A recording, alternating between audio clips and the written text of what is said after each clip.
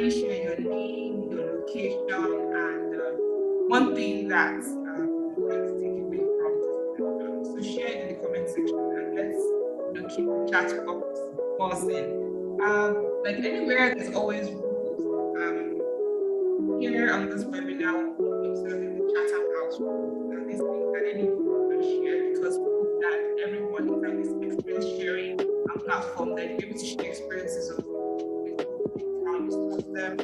When you're giving examples, right? So we expect that you're able to share. So in the Chatham House, this is why we share it to ensure that the identity of the person shared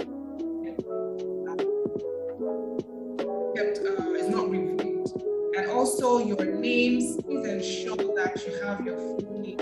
Everyone here, William Doja, Shama, Balami, Mansura, Mariam, Sisi, Awagu, Abdullah, Light, or Raj. Thank you, everyone. I can see that everyone has their name up. That's fine. So I was going to say that if you don't have your name on the Zoom platform, you can just go to the participants section, then click on the more icon on your name and click on so that way you can type in your full name, right? And to speak during the session, kindly click the reaction tab. So if you want to call the attention of the speaker, you can just click the reaction tab to raise your hand. So you can call you, share your comments or ask your questions. You can, and if you're shy, but we hope that you're not shy, you can type your questions and comments in the chat box, right? So yeah, please drop your questions. And you don't wait till Q&A time. If questions come, just drop them. I will be monitoring them, and once the session is, the facilitator is done speaking, I can begin to share your questions with her. So please, I know that you're here to learn, you're here to know more about stories. So fantastic comments in your registration, things that you want to learn. So please don't hold back, ask your questions. Once again, you're very, very much welcome. You're first, that's the group. Having this webinar, we're leading global consulting transformational leadership, strategy, productivity, and innovation consultants, and support organizations improve their productivity and how they do business, how they interact their culture and their productivity. Pleasure to have everyone here. Without any much ado, I'll be inviting the speaker shortly in her session, right? And this topic is really interesting because there's so much competition now in the workplace. Today's competition in the workplace environment and individual differences definitely increase conflict. Some of these things are, now with the different generations in the workplace, the Gen Z, the millennials, and some baby boomers still in the workplace, the tendency is to be misunderstanding and conflict arise. And that's why this topic is very, very, very important, right?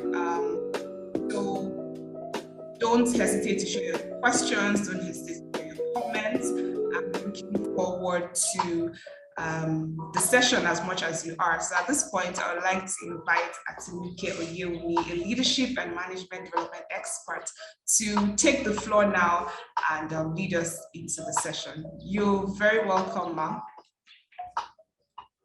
Thank you so much, Loretta. Thank you so much.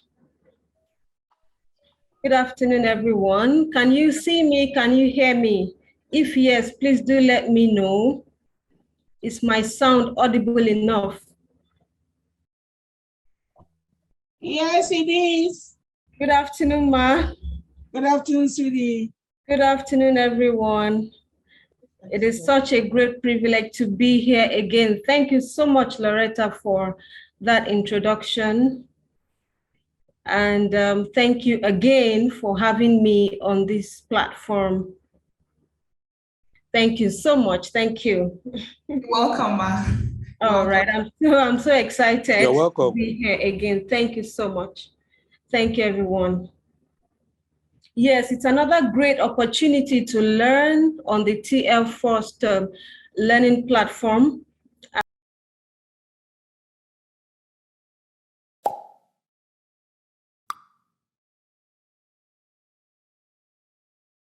can all learn from one another and get better, really. They say that the biggest room in life is the room for self-improvement. So no matter how well we already do things, there's always that room to get better at what we do. And today we're going to look at how can we improve workplace relationships using emotional intelligence, knowing fully well that where every 2 or 3 persons are gathered, conflicts are bound to happen. Am I correct? If yes, please type in yes, I am correct. Or if you think no, conflicts don't happen, you can also say no. If you say no, I'll personally come to you for a session after this program. All right. Thank you so much. Thank you, everyone, for taking the time out to be here with us. Yes, we have all agreed that once we come together this way, conflicts are bound to happen. And one of the things that we want to take away from here today is the fact that rather than have challenges because we are different, we want to see how can we be stronger together in spite of our differences. And emotional intelligence helps us do that. I'm going to share my screen now. Thank you for your responses. I can see your responses. I'm going to share my screen. Once you can see it, also do let me know. Can you see my screen? Yes, ma'am, I can see your screen. All right, thank you. Thank you so much. Yes, emotional intelligence and conflict management in the workplace. Let me say here that we're going to make this as interactive as possible. I know it's a virtual session, but I cannot be the only person who's speaking. I don't have the monopoly of knowledge. You all have experiences that you're also going to share with us. I'm looking forward to that. So what our session map looks like today is that we're going to talk about types and causes of conflict in the workplace. Why is it that when we come together one way or the other, no matter how nice we are or how good we are, conflicts happen? We're going to see the causes of conflict. Also, we're going to look at the concept of emotional intelligence, and then we'll talk about communication and conflict styles. And finally, how can we use emotional intelligence to handle conflict in the workplace? Right, we're going to dive in straight away. And what are the objectives? We're expecting that you should discover how emotional intelligence is used to resolve conflict and improve interpersonal relationships at work. Second objective is that we want you to discover ways to grow your communication skills so that you can manage conflict effectively. And thirdly, we want you to be able to tap into your emotional intelligence to resolve conflicts. Yes, so let the discussion begin. What are those reasons that we have relational problems or challenges in the workplace? I want you to think through your own experience. Can you type in the chat box? Can you tell me reasons for relational challenges in the workplace? What causes? What are those common relational challenges in the workplace?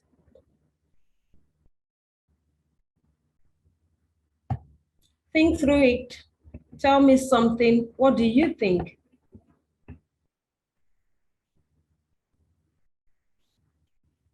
Okay, Peter Grace, you want to quickly tell us something? Yes, I can see a chart in the chat box. Individual differences. Thank you, Madam Nne Uwa. Individual differences, absolutely. Do we have common relational challenges in the workplace? Cultural differences, thank you. Thank you so much. Cultural differences. Absolutely. Poor people management skill. We all come from different backgrounds. Envy, I like that. Communication, different characters and backgrounds. Absolutely. Thank you so much. Mental health issues. Wow. This is going deep this afternoon. Thank you so much. Thank you so much. Yes, these are very valuable contributions. Yes, common relational challenges in the workplace and the causes that we just looked at. Thank you for the feedback. So yes, of course. Yes, poor communication, we talked about that. And that's why this afternoon we're going to be looking at what can we do to communicate better, most especially using emotional intelligence. All right, so we would know that organizational conflict or workplace conflict, we call it a state of discord. I can use another screen to show this. Yes, it's a state of discord caused by the actual or perceived opposition of needs. I want you to pay attention to those golden words, actual or perceived, okay? Values and interests between people working together. And it takes many forms in organizations. You would not be surprised that some organizations have not been able to make progress because of conflict, okay? And if you think about your own organization now, I'm sure you would know that also there may be people that you have packed into one zone to say, not again. I don't want anything to bring me together with this person. But when you think about it, you find out we all are from different backgrounds, as we said. And someone just posted again that gender differences, lots and lots of differences. You've also now want to wonder, how can we make progress? How can we make progress in the face of all of these challenges? How can the organization still move forward? Those common types of conflicts that you see could be leadership conflicts, could be creative conflicts, could be work style conflict. Some people want to get the work done fast and even meet the deadline. Some people want to arrive at the deadline and just, just arrive just exactly. You find out that you can have a task you're working on, and while you're hurrying everyone up, hey, we have 1 week to go. And someone is saying, please calm down. It's still a full week. And you're saying, can't we get it done before the deadline? Okay, different styles of working, personality conflicts. Some of us are introverted. Some people are extroverted.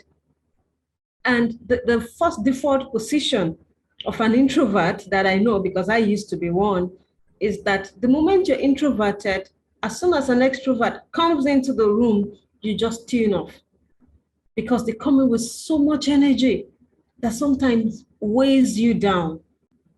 And if you're not careful, you're going to destroy relationships because of low impact inconveniences.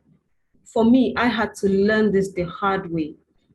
I could not work effectively with people who are not like me.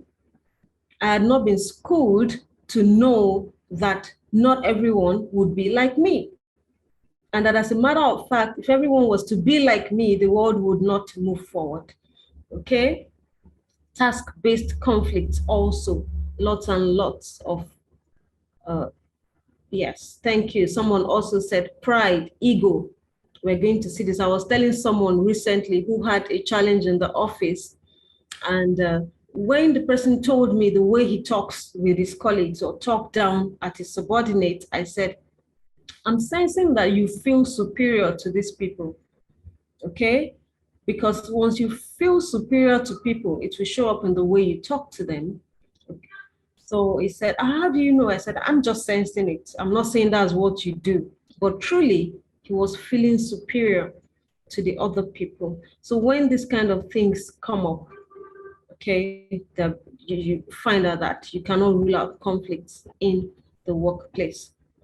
Sometimes also conflicting resources. Maybe a department needs a certain amount of resources. It could even be money, it could even be the budget. Maybe our own department, maybe we've put in requisition, and then other people also want what we want, and we don't have enough to go around, most especially in these days where every organization is minimizing scarce resources. And as you can see, even conflicting perceptions. These are some of the things. I see it this way, and I expect that other people should see it the way I see it. I think that's a fundamental challenge. Okay, people are at liberty to see things the way they like, or I would rather say how people see things is not something you can fault. Now, why you can guide them to see it differently, you don't have to fight readily with how somebody sees it. We have a lot to talk about, so I'm just going to move ahead. Conflicting roles also.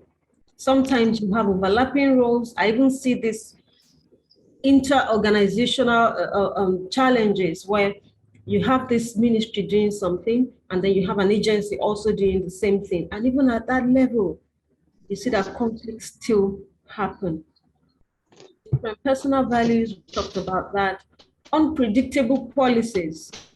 Okay, if you have this set of policies and then suddenly I don't know what's coming next, that can put me on the edge one way or the other. And yes, of course, religious differences when we don't know how to manage it. How many of us have noticed that even political inclination, I've seen people, adults, who stopped talking to one another because one person supports APC and the other person supports PDP. I actually had a funny thing that happened where two friends, grown adults, one man is retired now. His friend had sent someone to him in his office to say, please help me just attend to this guy. He has some needs. And they had been online, they had been having this battle of words on what party they support. Do you know that when that guy got to the man's office, the man said, now go back to him and tell him that the regime he supports has actually made the country so difficult that I cannot help it. I'm telling you, that happened.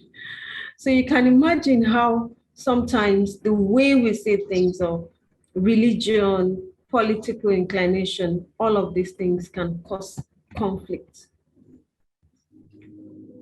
Yes, so we've talked on the surface, and if you know us well, we don't just work with see at the surface, we always want to go down to the real causes of issues, and that's why I'm bringing you here to the iceberg. We use the iceberg principle to explain that what you see at the top usually is insignificant compared to what lies below the water level. When you see something at the top, the only thing you're seeing a behavior.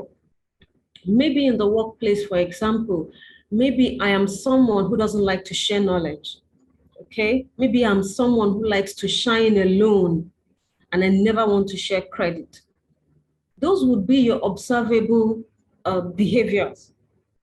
But what's responsible for that? How have I become someone who cannot help other people? How have I become someone who wants to own everything and just keep things to myself? When you come below the water level, what you're going to see would be my values. You're going to see my mindset. Somebody once said that your mindset is your life set. Once you set your mind in a way, your life just goes in the direction of that. And then also my background. I read something in a book some years back, very powerful. The author said, when you see people in the workplace or anywhere who have awkward behavior, I mean behaviors that are awkward to you, he said, you need to not get angry at first. You have to be curious. And you also now need to know that if you were given birth to by the people who gave birth to them, if you were raised in the environment where they were raised, if you were exposed to the kind of things they were exposed to, if you carried their genes, even you would behave the same. Can't forget that. And what that pushes us to know is that we first of all, we have to be curious.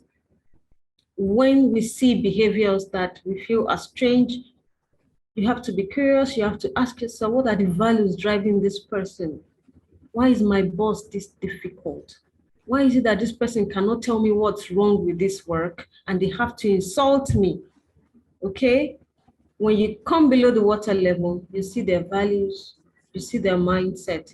You can also find out some things about their background. So what am I saying in essence? We all behave the way we do because of these reasons. And if we don't manage ourselves well, everywhere we go, we would tend to create conflict. One man told me once, he said, Madam, you're talking about emotional intelligence. And I'm telling you that I grew up in Ajegule in Lagos. That if you know Ajegule well, that was an environment of survival. And I smiled. I told him, I said, well, sir, I appreciate the fact that you've shared with me a bit of your background, but you now have a responsibility to put yourself in shape. Now that you're within a public organization, you need to remind yourself that I'm no longer in Ajegule. How do I shape up so that everywhere I go, I don't leave a trail of people issues? Are we following? Are you still with me? If yes, please unmute and say following. Following. Following. Following. Thank you. I'm following. It's so Hey, interesting. thank you so much for following. I wanted to Following. Thank you for strongly following. All right. Yes, I'm going to use an analogy to shed some light on the real cause of relational challenges, not just in the workplace, but everywhere. Yes, so this is a picture of a wedding ceremony, and you can see the couple, you can see the beautiful flowers. Now, if you're someone who pays attention to how people get ready for these ceremonies, you would know that people put in a lot of effort to make sure that this one day must go well and nothing would be out of place. We do that to the extent that sometimes we don't pay attention to the things that matter most. I'm sure you're thinking about it and you can relate with what I'm trying to share. Imagine that this couple here are not even thinking about how am I going to get along with this man? Or the man saying, do I know this person well? Do I know our anger triggers? How are we going to cope in this relationship? Coming from different backgrounds. These are things that many times people don't think about. But a lot of effort is just put in making just that singular day go well.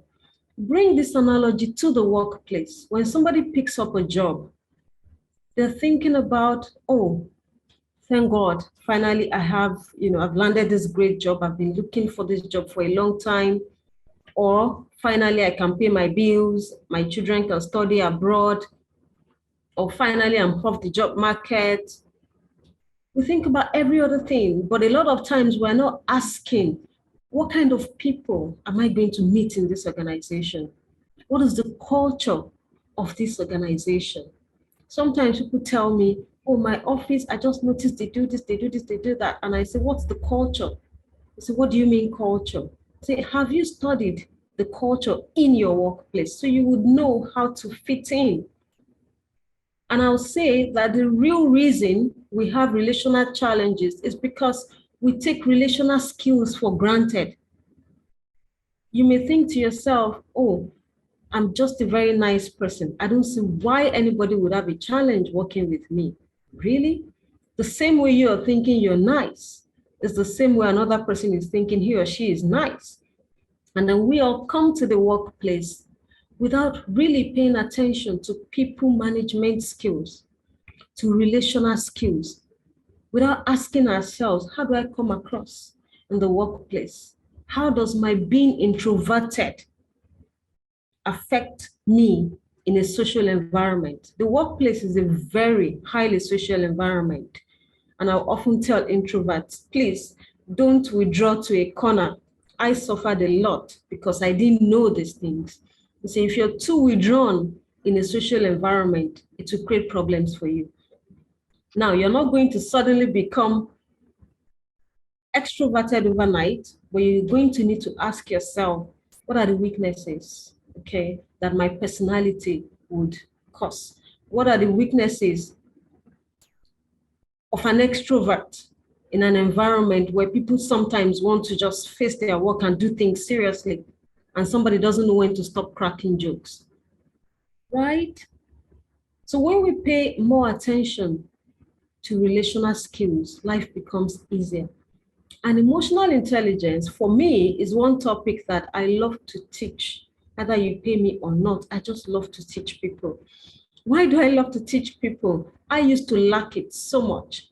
And as I said, I suffered for the lack of it. Since I started to learn it, I've just found out that life becomes more colorful. You can build and maintain relationships. You can be more tolerating. You would be more patient. You would want to understand why people do what they do before you choose anger, right? And I'm going to share some of these things as we go ahead. So let's introduce emotional intelligence. And by the way of introduction, we say it is a part of you that affects every aspect of your life. Of course, we're talking about the workplace, but beyond the workplace, everywhere you show up, your attitudes are there with you. Okay, so understanding the root causes of your emotions and how to use them can help you to effectively identify who you are and how you interact with others. Have you ever seen someone who would say, I'm not angry, I'm not angry, I mean, I'm okay. And even the way they're saying they're not angry, you're scared.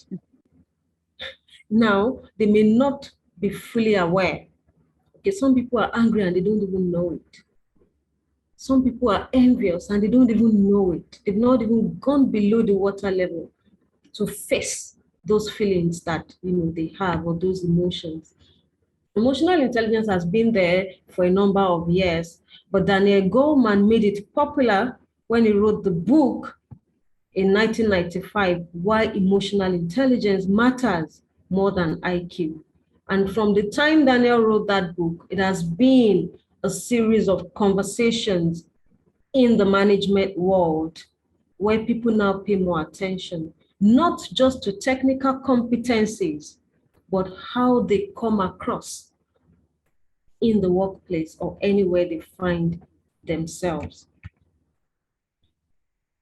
So the concept is saying that emotional intelligence is what helps you to successfully coach teams, manage stress, deliver feedback, and collaborate with others. It accounts for nearly 90% of what sets high performers apart from peers with similar technical skills and knowledge.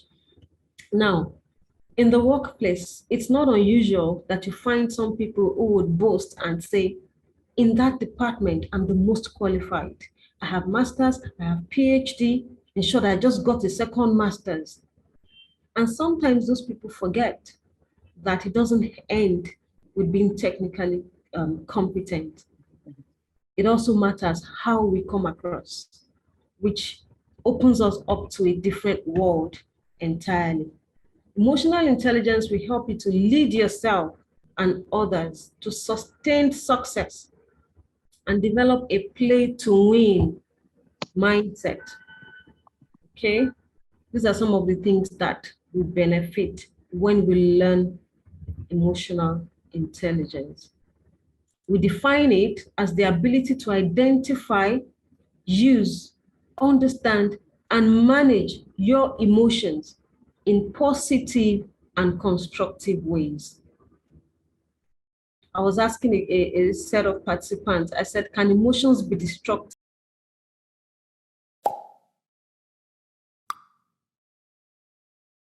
And they began to think about it and said, even when you're happy and you can't control it and you can't contain it. I said, absolutely. Any emotion that you have that is not contained can actually lead you into problems, okay? And this is why I love this part that says that it is essentially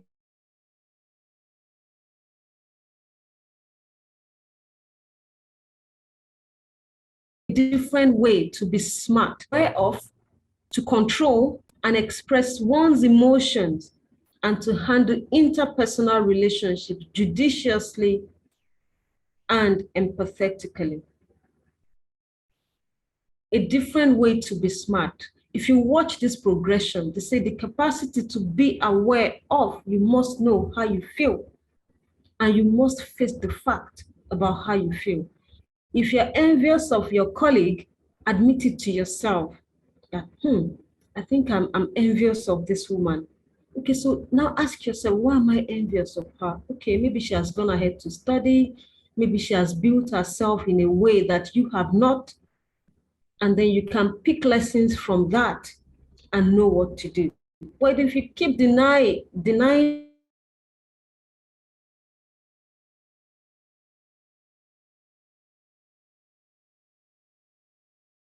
that, not out in what you say, to seep out sometimes in your looks, even when you're not aware that people know how you feel. So the key here is that you should not express uncontrolled emotion. I want you to capture that. You should not express uncontrolled emotions, even when it's a positive one. I remember a man who bought a car for a 16-year-old boy. The boy had impressed him so much. I think he got straight A's and gained admission. So the man said, I think it's time to finally get this boy a car. And then he bought him a car. When that boy was not ready for that level of responsibility, he had a crash that almost claimed his life. And I said, you had an emotion that you did not control. You just went ahead to express it, right? So when we come to the workplace, I've been saying this, there's that difference between your social skills and your IQ. And research has found out that emotional intelligence is far more important to success, both in life and the workplace, than intelligent quotient. Some people would always argue, oh, what about if I'm an engineer? What about if I don't relate with people? And I will always tell them, even if you interface with the system all day, at some point, you're going to shut down your system and turn to a human being, right? So it's so important that we learn relational skills. Many people have high IQ, but poor relational skills. And what does this result into? Their inability to succeed at work or in other life relationships. Remember, we're talking about conflict, and I'm going to go there soon, and why we get into conflicts in the workplace. So when we have strong emotional intelligence, we're better able to build and strengthen relationships with other people. And also that enables us to accomplish not only our own goals, but the reason we all came together in the first place. I have seen where within a team, people are they disagree to the point where projects cannot go on. And they don't care that the organization is not making progress. So when we have emotional intelligence, it helps us to see far. Emotions tend to focus you on now. If you have a heated conversation in the office with someone, you may be feeling like, I think I need to give this man a piece of my mind today, right? But emotional intelligence will help you to focus on the future and say, okay, how about I give him a piece of my mind and then I do it in the wrong way and I lose this job?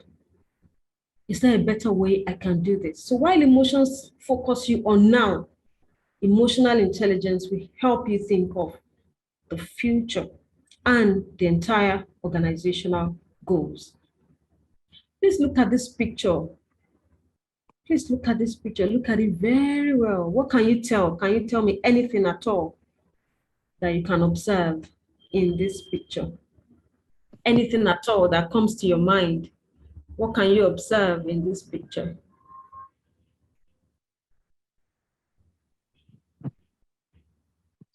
Is somebody saying something? Hello. Yes, sir. I see a set of agitated people with different opinions. Somebody is spitting fire and pointing. Okay, thank you so much, sir. Thank you for that observation. Welcome. Yes, somebody says conflict. Can you see that this person in the middle, this man standing here, as he's facing this way, he has one expression. As he's facing here, at the same time, he's facing the other side. Can you see that? And that also tells you, yes, thank you. Madam Miriam, you have your hand up.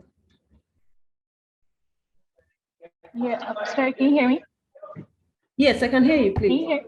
Okay, so the person pointing is angry, and the person with the question mark is trying to resolve both issues, looking at what to do. He's looking at the angry person. He's also trying to look at the lady, figure out what she's saying. In a way, he's trying to multitask and know what's going on with everyone. And I think the person sitting down is also confused, ashamed about something, and he's looking away. And the lady's all a bit confused, raising her hands. Either she's angry or she's just trying to see what's going on. The angry person is blaming somebody, pointing a finger. Yeah. He's angry and Thank you so much. That's all is all chaos. Yeah, that's a very detailed analysis. Thank you so much. Thank you. Yes, we've all seen different things and we're all very correct. Okay, I wanted to point to the fact that the person who has this question mark, as I said, there are two faces. Okay, and that question mark is basically saying, whose side are you on? I'm just using that to explain some situations that we encounter in the workplace where someone comes into your office and they're saying to me, okay, don't worry, everyone is on your side. Just go on, you're doing it well. And as soon as they leave my office, they shut it down and say, don't mind her. She's full of herself, right? And they have two faces and you really don't know whose side they're on. And that's not unusual in the workplace. Thank you so much for your observations. So let's see quickly the domains of emotional intelligence. The domains of emotional intelligence. At every time I tell people, never forget these 5 domains. The first one is self-awareness. Do you know your strengths? Do you know your weaknesses? Do you know your self-worth? Self-worth is different from net worth. Your self-worth is that thing that makes you proud of yourself. Okay? If you remove all of my material possession today, what would I be left with? Self-regulation. Can I control my impulses? Do I reflect?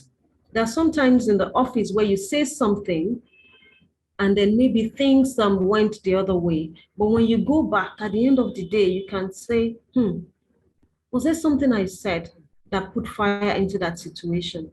Somebody said, people who cannot reflect cannot improve. If you cannot reflect, you cannot improve. Self-motivation also, sense of purpose, sense of direction. When you have a sense of self-motivation, sense of purpose, not every little thing in the organization will piss you off or get you angry. You're actually going to be more determined to succeed and not pick fights always. Empathy, compassionate reasoning for other people, understanding why they do what they do. And social skills will be addressing your interpersonal or people skills. I'm sure we're going to get this slide or maybe. So we've talked about the workplace is, somebody said, why is it that there must be politics everywhere? And I said, everywhere you have resources and you have hierarchy, you would have politics. That's it. Except there are no resources, okay? So because of this, you now find out that people put up different faces a lot of times. Sometimes we pretend to be who we are not, just so that we can have our way. And at the end of the day, this brings conflict in the workplace. So let's quickly go into 4 major communication styles as it relates to your emotions. Some people are passive in the workplace, right? Some people are assertive. Some people are aggressive. Remember the man that grew up in Ajigule. He said, I cannot leave this. This is how I grew up.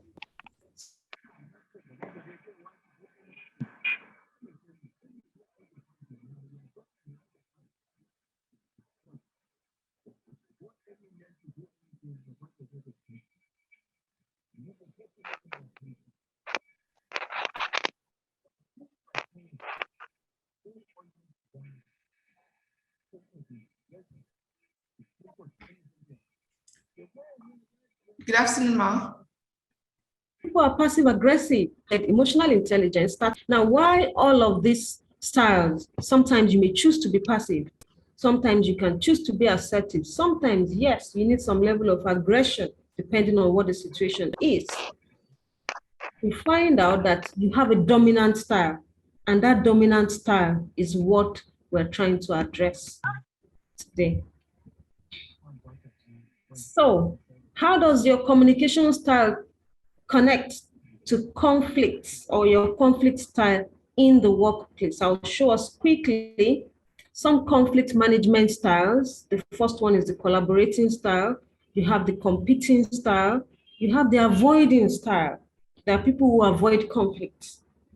And you have the accommodating style and the compromising style. I'll just quickly connect these two, all these levels or styles of communication. So the person who is passive, please pay attention here. This person is emotionally dishonest. They're indirect, they're inhibited, they're self-denying, they blame, and they're unnecessarily apologetic. Basically, they're saying others' rights and needs take precedence over mine. They can't speak up for themselves. The person who is aggressive is also emotionally dishonest, indirect, self-denying at first, and then self-enhancing at the expense of other people later. Okay? That's the passive aggressive. Then you have the aggressive. Inappropriately honest. Someone will tell you, I am blunt, that's me, and I'm going to say it the way it is. They actually may be out to manipulate you. Okay? They may want you to feel bad about something.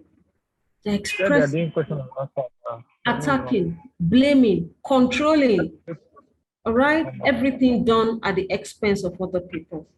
And they're saying, I boldly insist that my rights and needs prevail. But when you're assertive, assertiveness is the emotional intelligence communication style. Appropriately honest, direct, self-enhancing, you're still expressive, but remember the rule, don't express uncontrolled emotion. When you are expressing as an assertive person, you have thought carefully, you've chosen your words carefully, and you don't say things that would just bring about conflict. Self-confident, empathic, remember we shared the 5 domains of emotional intelligence, and the 4th one is empathy. You've thought about other people and how they would feel. So the rule here is you clearly express that I have a need, you have a need, how can we work together? This is what we advise. Okay, because of time, I'll just move quickly to see some of those things that you see when someone is passive. You give into unreasonable demands. You go along with the crowd. You withhold your opinion out of fear. You withhold feedback that might come across as criticism. You over-apologize, even when you've done nothing wrong, okay? And you never take proper credit. You always minimize your own contribution. Remember I talked about credit before, and I said, if I can't share my credit, that's a problem. If I also cannot take credit for what I've done, that's still a problem. So a passive person will say they're doormats that are saying welcome to anything and everyone. Now, these people go ahead to avoid conflicts in the workplace. They're easy to manipulate. Yeah. So the aggressive person yells, they show visible signs of anger, rude, disrespectful behavior. Okay. They threaten, They can raise their hand as if they're going to hit you, and lots of things. Even in the workplace, you see this happen. So these people cannot contain their emotions. And that's why they're aggressive. The passive aggressive, they give you confusing signals. Imagine you get to a traffic light, a traffic light, and then it's showing red. After 2 seconds, it shows green. Again, it shows amber. You see, you're confused and you're saying, wow, what do we do? There'll be confusion at that junction. That's exactly what happens when you're working with passive aggressive people. Do you know why? They have anger, but they don't express. They take things negatively. They fight without fighting. I wish we had time to go into these discussions, but I'll just move. They do things improperly. They don't commit. They can tell you, you know, you've been there for me. I would want to make sure that I support you to succeed. But unfortunately, I won't be there for you. How do you see that statement? They leave hints instead of talking directly. They use undercover aggression to sabotage progress, you know, or to get things in their own way. I'm sure you can relate to all of these styles. But as I said, the reason we're having this discussion about managing conflict in the workplace today is to learn the communication style that will help you succeed. And that is the assertion. It includes establishing boundaries. You establish boundaries, you're first of all accommodating, but when you see that people want to take you for granted, you establish healthy boundaries. And I use the word healthy because somebody said something. It said the same walls that you build to protect you, they cage you in. I'll say that again. The same walls that you build to protect you, they cage you in. So you don't want to cut people off entirely, but you want to just put that boundary that lets them know this is where you stand. This is your opinion, okay? You don't want people to come into your private space and do things that, you know, you don't like. I want to believe that one way or the other, you've learned some things from our discussion today. We really cannot go into full details because of limited time, but I'll still share some more as we go on, okay?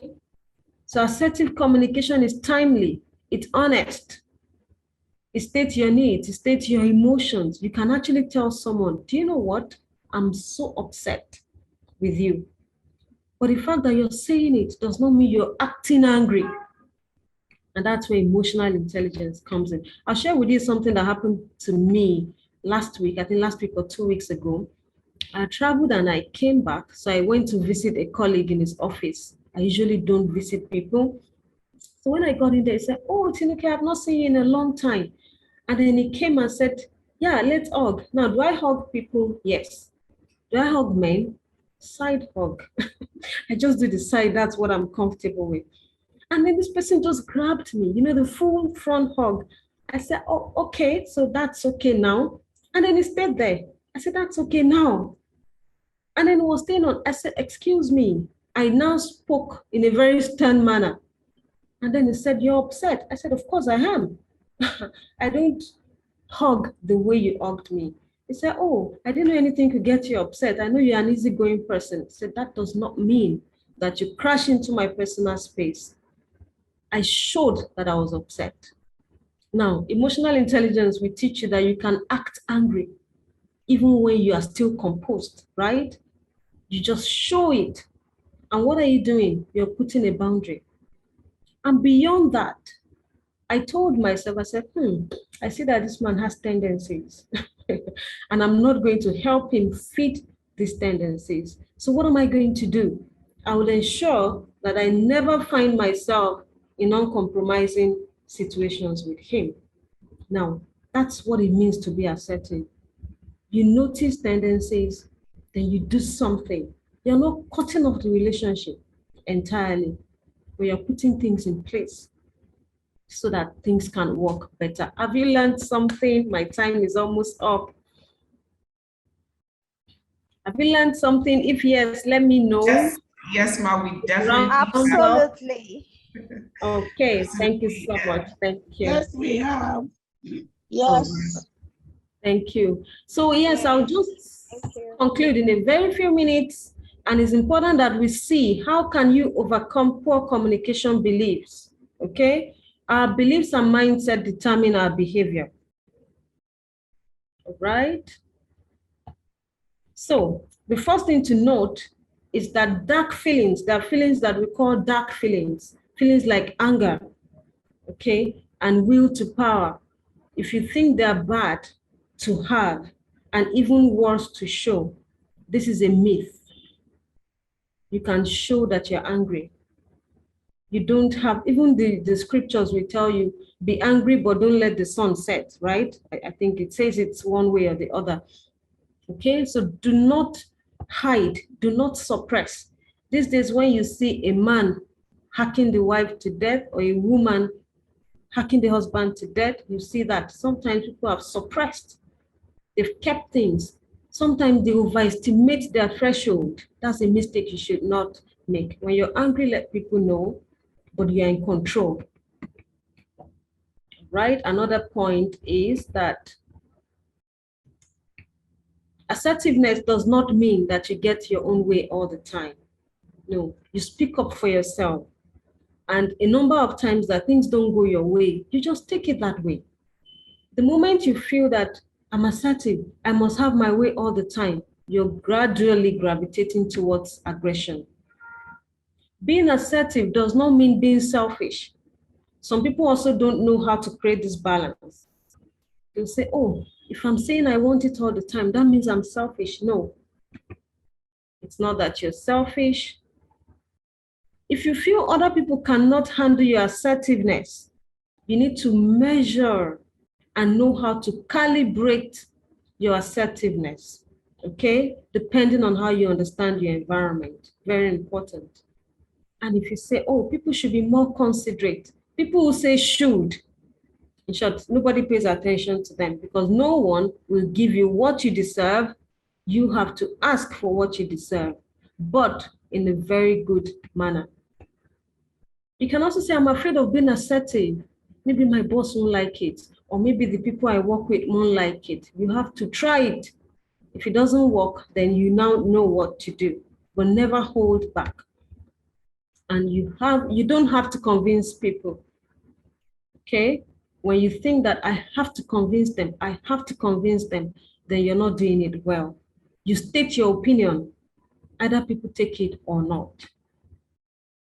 I like this one. I must look good, strong, and happy. This is the beginning of failure, really. If you think that you must always look good, strong, and happy, that means that you don't know how to use your vulnerability. It's okay to be vulnerable, but just use it to your strength. I was coaching someone during the week who had an interview, and the person stammers. So I said, it's okay to tell the panelist that you stammer. And just in case you say something and they need you to repeat what you said. And I said, don't tell them I'm a stammerer. I said, no, don't own it as if it's a problem. Just state it as something objective. So you use your vulnerability, but not in a way that makes you look weak, but in a way that lets people know that, hey, I'm also human and I'm susceptible to things that don't go my way. Finally, you're in control. And I'm going to say, are you really? The truth is, you are not in control of what anybody will do to you in the workplace. You can't determine what people will do. You can only be in control of your own thoughts, your own behavior, and your own attitude. Those are the only things you can be in control of. But when you control that, your circle of control well, if you manage it well, you see that your influence improves. And then, of course, things that even give you concern will get sorted over time, right? When you're no longer able to change a situation, you are challenged to change yourself. This is where emotional intelligence comes in. And also we say, if you cannot control it, Do not get stressed about it. If you cannot influence it, do not get upset about it. Focus on what you can change, not on what you cannot. And what can you change? You.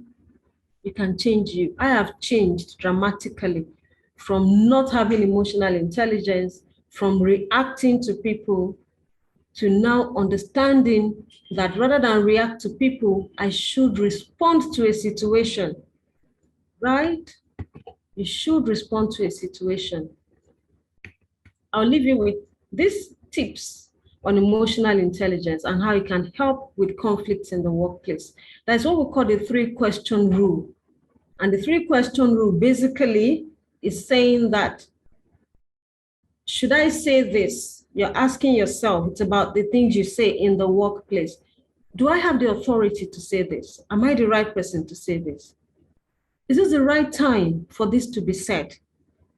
If I say this here and now, the way I want to say it, how would this person feel? How would the other people feel? That's a 3-question rule. The other one is do-over. There is a way you can say something and then you come back to say, I'm sorry, I didn't mean what I said. But do you know that if you went overboard in the first place, it becomes difficult to have a do-over? Imagine somebody does something in the workplace and you storm their office and say, I don't know why you keep behaving like this. No wonder everybody was happy the last time you were suspended. Now you've spread the net of that conflict. You've included other persons. Sometimes you even go as far as saying, no wonder Madam Rukiat was happy. It's impossible to have a do-over with that. But if you had just said, I'm so upset with all of this, I don't know, why does this keep coming up? You can have a do-over with that. Funnel versus filter. Some people are funnels. When you put a funnel and you pour things through, everything just goes in. But the moment you put a filter, you find out that certain things cannot pass through the filter. So be a filter. Do not allow everything that people say or do get into you. This is one way that you can get better at handling conflict in the workplace. And of course, finally, my time is up now. Finally, saying versus thinking. There's a rule that says what you think is your business, but what you say is not your business. Okay? If you think your boss is wicked, for example, I hope there is no wicked boss in the house. And then you say, sir, of all the people I've worked with, you're the most wicked person. Now, when you say that, you're simply on your own. But if you think it, it's not a problem. Make sure you just don't say it. Can you say it in another way? Yes, several other ways. When are you permitted to lose your cool?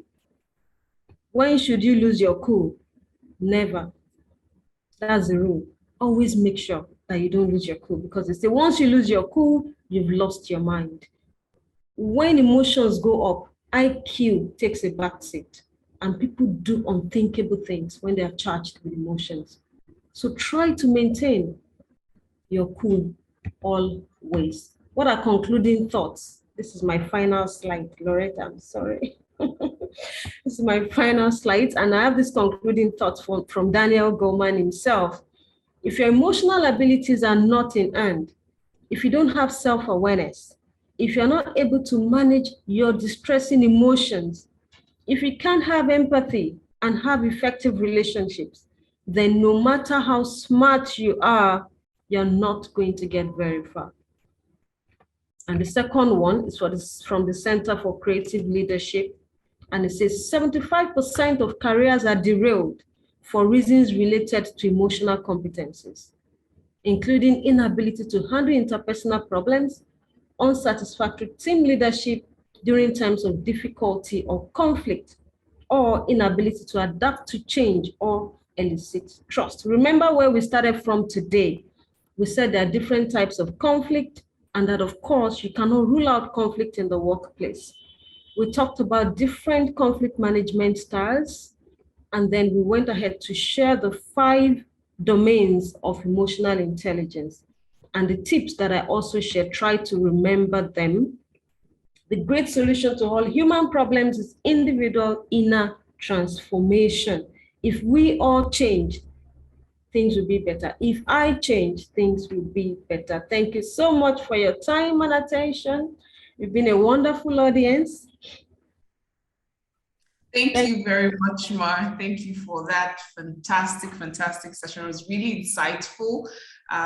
So much to learn. And really, we are seeing some comments in the questions are not yet here. Please, if you have any questions, drop them now in the comment section. And if you want to ask directly, you can just click the reaction tab and I'll call you to ask your questions. But I want to say thank you very much for that session. Someone said, Amara Hobu says, well done. Thank you for this engagement session.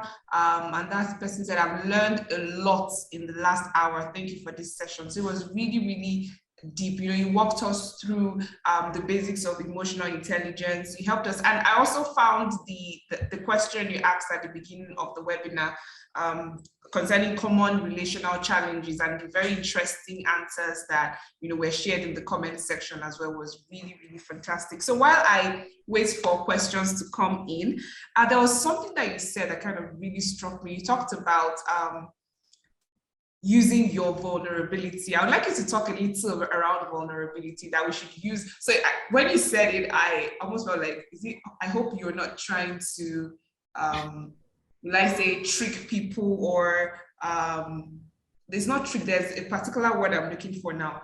By trying to say you want to use your vulnerability, like you'd be using manipulate, you mean? Yeah, so please, can you share a little bit more on using your vulnerability? Okay, all right. So when we talk about, that's something we discuss highly in leadership. Your vulnerability is something that it's your weakness, really. And emotional intelligence will teach you that you should not deny your weakness, okay? If you deny your weakness, you're just going to get worse, because other people know your weaknesses though, even if you deny them. So using your vulnerability is a way of letting people know that this is my weakness. It's not in a way to make them think less of you. Remember the person I said I was coaching, who was going for an interview, who's a stammerer. I actually told him, I said, please write out the statement the way I want you to say it. Don't say, I'm a stammerer. Please, if I'm talking fast, I said, say, let me crave your indulgence that I stammer when I talk. It's objective, right? So when you have a weakness, you can be very objective about it. So rather than hide it or make it seem like it's a problem, wanting you to gain sympathy, that's the word. You don't want to gain sympathy. You just want people to know, okay? Does that work? Yes, it does. It does work. So I think the way you say it, communication is very important. Like I like that you coached him in the exact words you should say, because if you say, I'm sorry, it also already shows that you're not, you're not owning it. Yes, it's a weakness, but that is who I am, and it hasn't stopped me from being the amazing person or the best person to do this job for you. So it's fantastic. Amara's hand is up. Would you like to ask a question or share a comment? Please unmute your mic and ask. Good afternoon, everyone. Good afternoon. Yeah. Thank you, Ma, for the session. It's a wonderful one. I don't know of other people, I need it most now, in my new position here, because I have some people coming in, bringing age, complaining, I'm your senior. They just brought you here. You want to come and assert, blah, blah, blah. Anyway, that is by the way. I just want to thank the last speaker for her contribution, and I wish to encourage her. If you are a good team player, letting them know your vulnerability or your weaknesses does not in any way give you away. Rather, it speaks volumes about you. People will see you as an honest person. Now, also, for every team, people put on different caps or hats. So I think the team will appreciate you more when you open up and tell them your vulnerable spots, and like every chain, there's always a weak link, and people will also help to cover for you in your vulnerable side. You also have your positive sides that people can cash in on too. So it's a good thing to be honest and open up and tell people your vulnerable side. That's my little contribution as a team player. Thank you. Thank you, sir, for sharing that. And it's very, very important that as leaders, you show, because you are human as well. So it's fine to say that I am not good at this. I struggle with these things too. It builds empathy in your team, and they can relate better with you instead of coming off as a goddess, or as a god. And then when you fall, supposedly, it becomes like a shame, and it's even harder for you compared to when you've let them know that I'm just like you, right? I struggle with timelines. I struggle to do this. I understand the cultural issues you might be facing now. So it's really built a bond on the team. So please, guys, you can ask your questions, drop them in the comment section. At this point, I would like to invite, since while I wait for people to drop their comments and their questions, I'm going to call anybody randomly, right, to ask a question or share something with us on this webinar. So I'd like to invite Uchenna. I saw him at some point on call. Yeah, you're still online. Uchenna, I'd like to invite you to share comments, maybe an experience where you had to, bring in emotional intelligence to solve a workplace conflict, or you just want to ask a question based on the session that you've been following. Okay, thank you, Loretta and the team. It's always a delight, joining the webinar series. There's always something new to learn, and thank you, Tinu. It's always insightful, listening to you.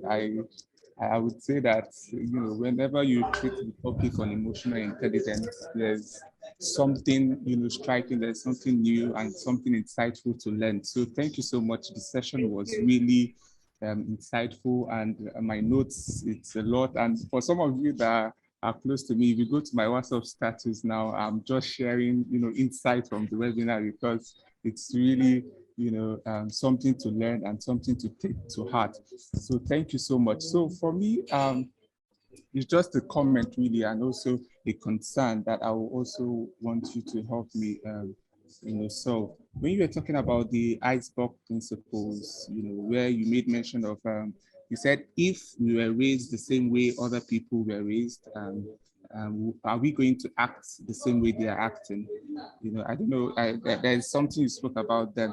But then if, for example, you have a team member that is raised differently from how you were raised, and he's making the work difficult in terms of achievement, always struggling, you're always having one argument or the other with this team member.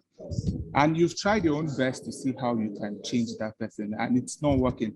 How then, because the work needs to be done, the goal needs to be achieved. So how then do you handle such issue? Because it's a personal problem for me now. I'm having it with one of my team members. It's always difficult working with him.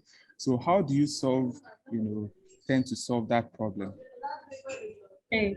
Thank you so much, Uche. Thank you for your comments, and also thank you for this wonderful question.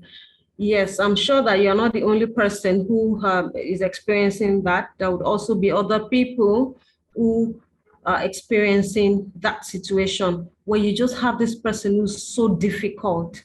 And the reason I share the iceberg principle is for us to know that when you understand people, you're better equipped to know how to deal with them. And remember, I also said that the workplace is political, right?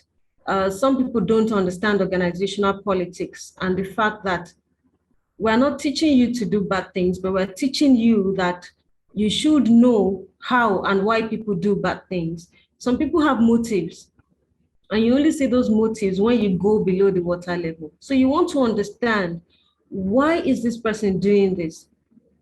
Is it a tactics for them? Are they intentionally trying to make me look bad? That's not out of place. Somebody may be out to say, this project will not finish on time because I don't want Uche to be commended, right? People can be that funny on a project. Or is it competence issues? If you think that they don't have the competence.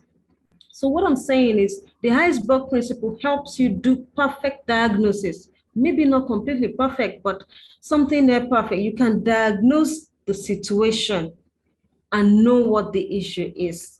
If you go to the hospital and the diagnosis is wrong, you're going to be given wrong prescriptions.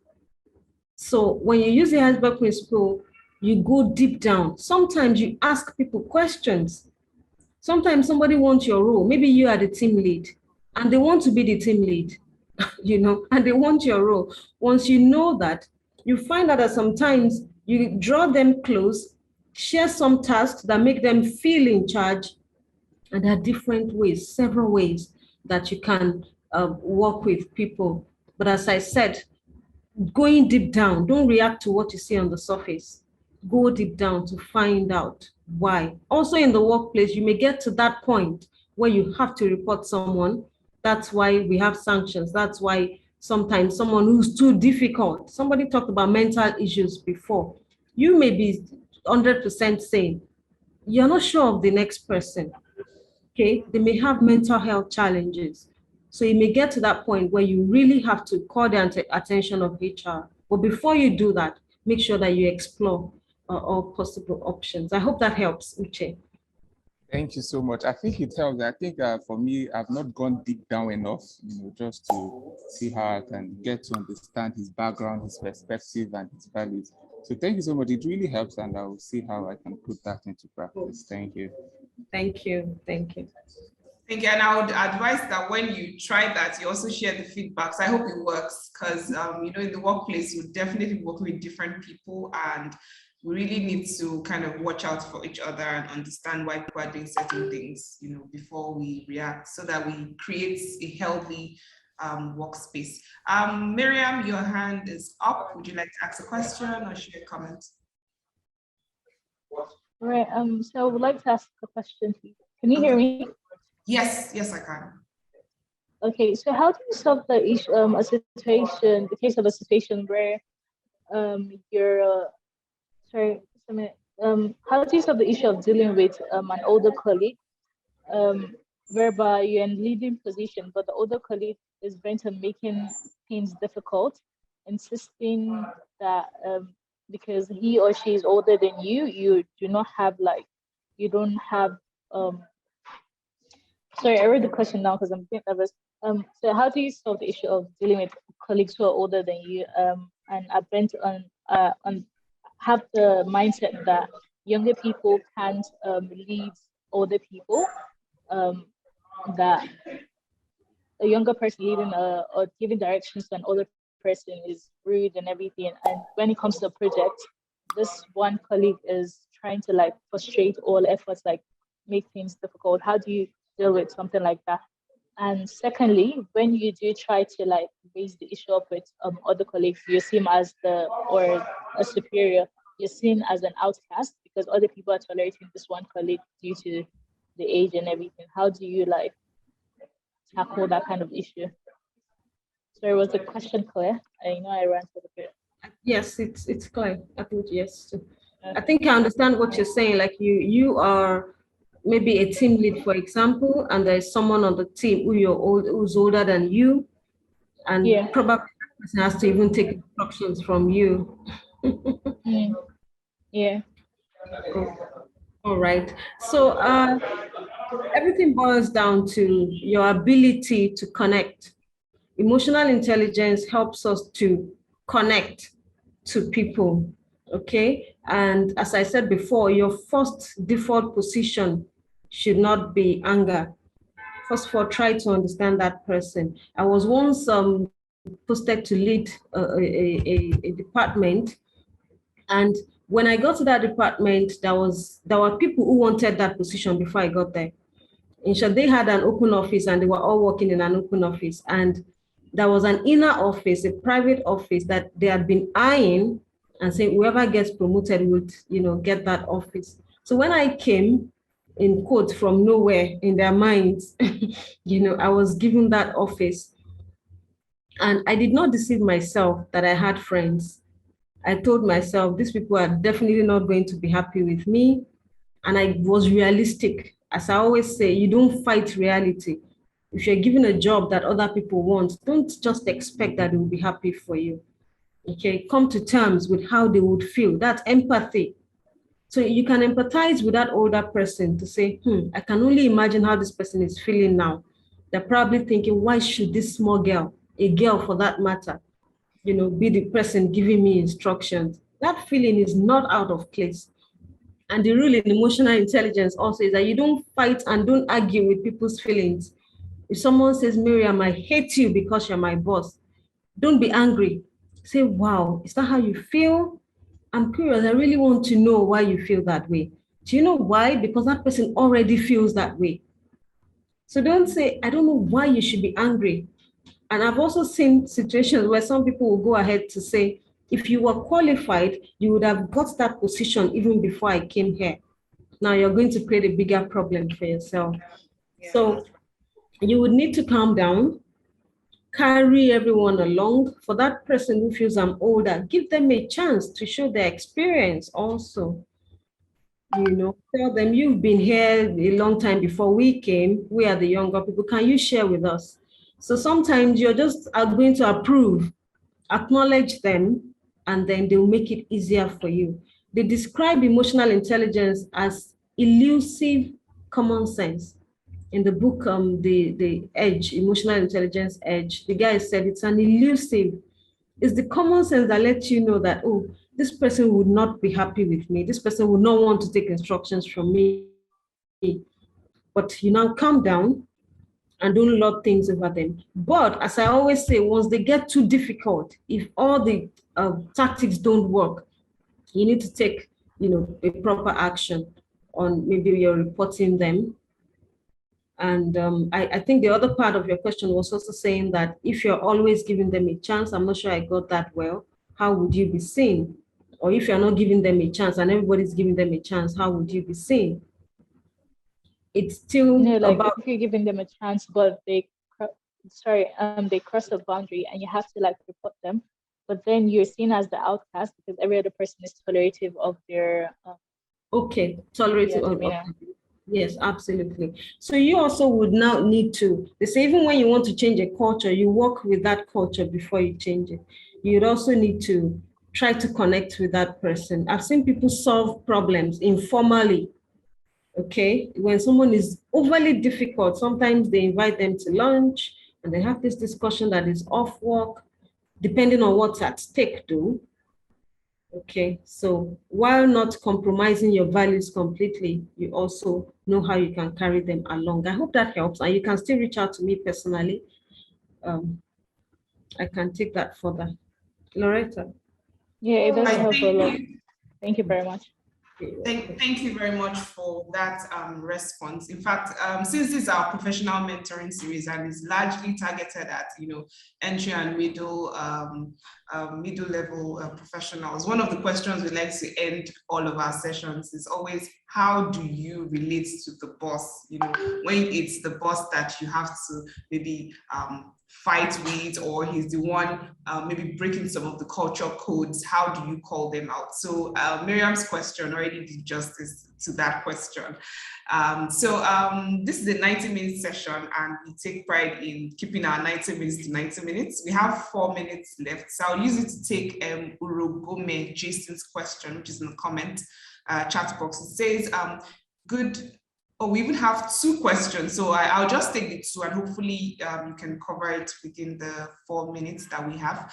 He said, good afternoon. Thank you for this wonderful presentation. My question is, for someone who is an introvert and assertive in nature, who has been oppressed or offended on purpose by his or her colleagues at work, what's your advice to such a person on how to deal and relate with colleagues at the workplace? And then the second question is from Uchechukwu Nwabwike, and she says, how do you cope with an abusive boss? So those are 2 questions that we'll use to round up the session. I'll just quickly try to say something.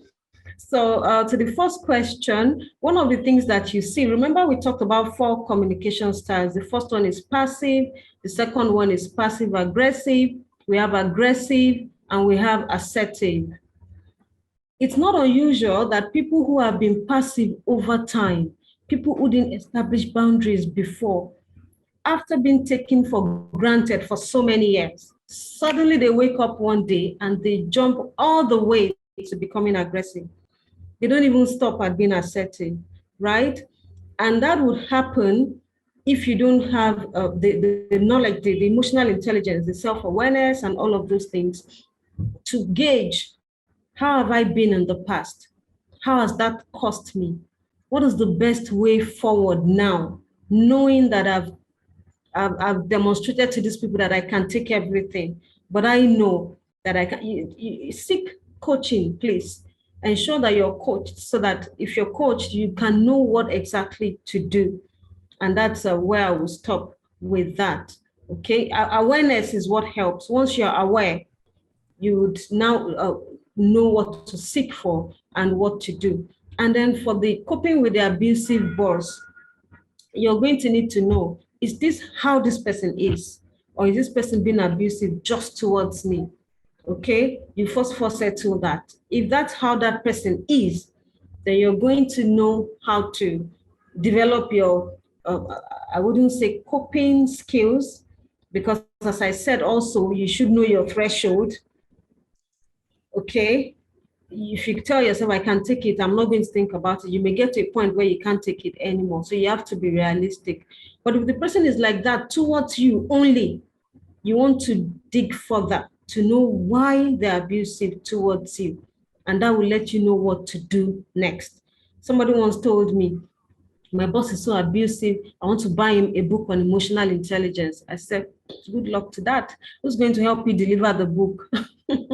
You know what that means? You're automatically telling the person that he lacks some skills. But there are ways and manners that we can connect with our bosses that would make them, yes, you said it's like that towards everyone. So that's your boss's problem and not your problem. Okay? So you're going to, first of all, accept him. The fact that you're accepting him does not mean you approve of his ways, and try to know why he is like that. And also, is there something that everybody can do about it? Okay, I hope that helps. If not, please, you can reach out to me. Because of time, I have to stop. Okay, thank you very much, Ma, for the response. I hope that we're able to take the question, but if not, you know that you can always reach out to the facilitator. So yeah, I have another question, but sorry, we cannot take it. It's 90 minutes on the dot, and I want to say thank you to everyone. I will just say a word, boundaries. Okay, okay, please. Boundaries. Okay, so that should be for Uche, right? Uche. That's for Omata David.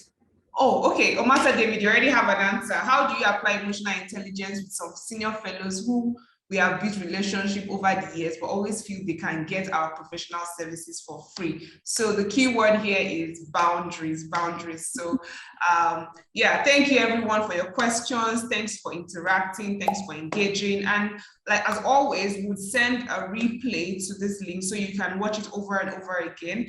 And if you would like to speak with the facilitator, you can just send us an email. The email that we usually send to everyone, you can respond to that. So if you'd like to get in touch with the facilitator, you can just respond to that email. But yeah, definitely the replay will be sent to everyone, and you can also subscribe to our YouTube channel. A link has been dropped in the chat box to also see previous webinars, and there's a whole lot to learn. So see you again next month for our monthly webinar. So do have a pleasant Thursday. Bye everyone. Thank you. Bye. Bye everyone. Thank you and bye. Bye, everyone.